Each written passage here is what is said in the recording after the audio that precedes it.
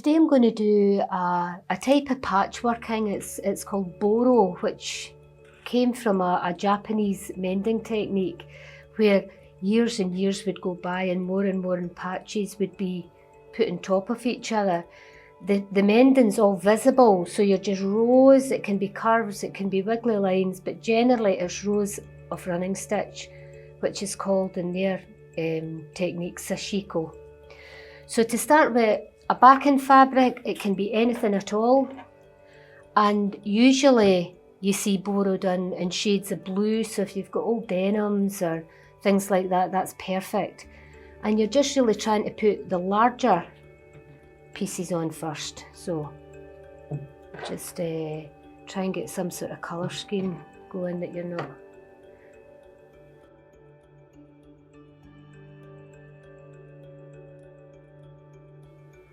different types of textures or patterns, whatever you have available. You don't want all the ends cut too much because you want this all to melt into each other.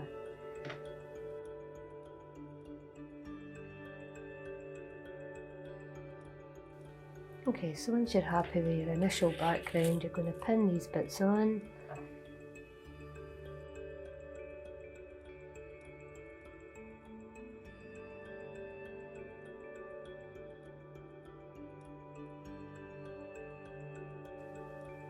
It's usually done in natural or white thread, so if you have a natural or a pale colour of embroidery thread, you can split it into 2 strands out of 6. Otherwise, I have this great big ball of pearly cotton which is perfect for it, but if you don't have something like that at hand, then it's worth just splitting your threads into 2 strands. Okay. You can buy sashiko thread.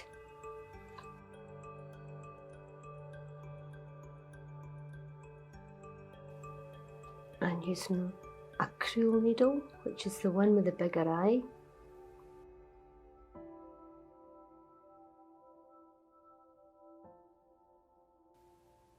Just going to do a running stitch, so you really just want to attach the first layer of patches. And it doesn't need to be starting from the top to the bottom, it can just be in one small area. So I'm going to start here because that's going to cover 4 pieces.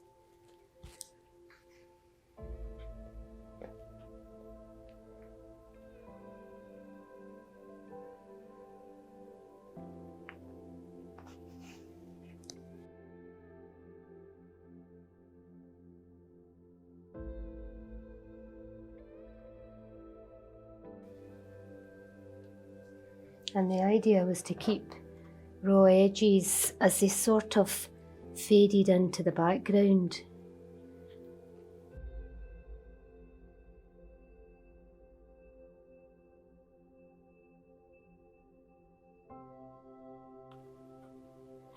It's a kind of slow stitching, so you can do as many or as little rows of running stitch as you feel you want. Keep building up on it.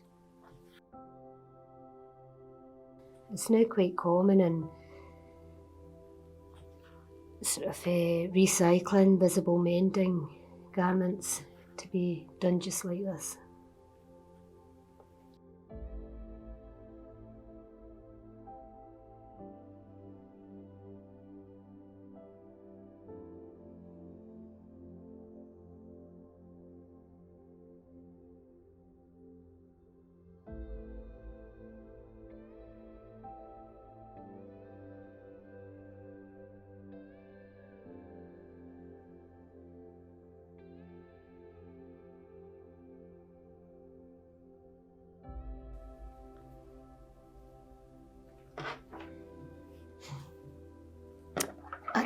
And that's all the background ones secured.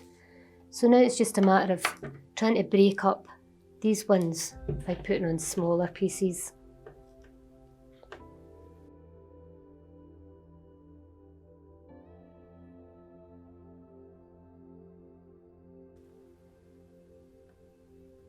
And just try and get a kind of balance so that you're happy with the colour schemes really.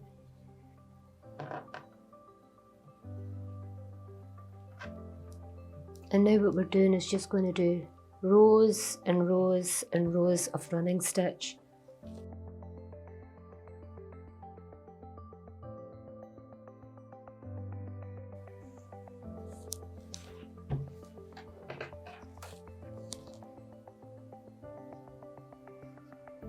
So this is something you don't really need to think too much about. You can be doing this while you're watching TV or something like that. It really is requiring a lot of concentration.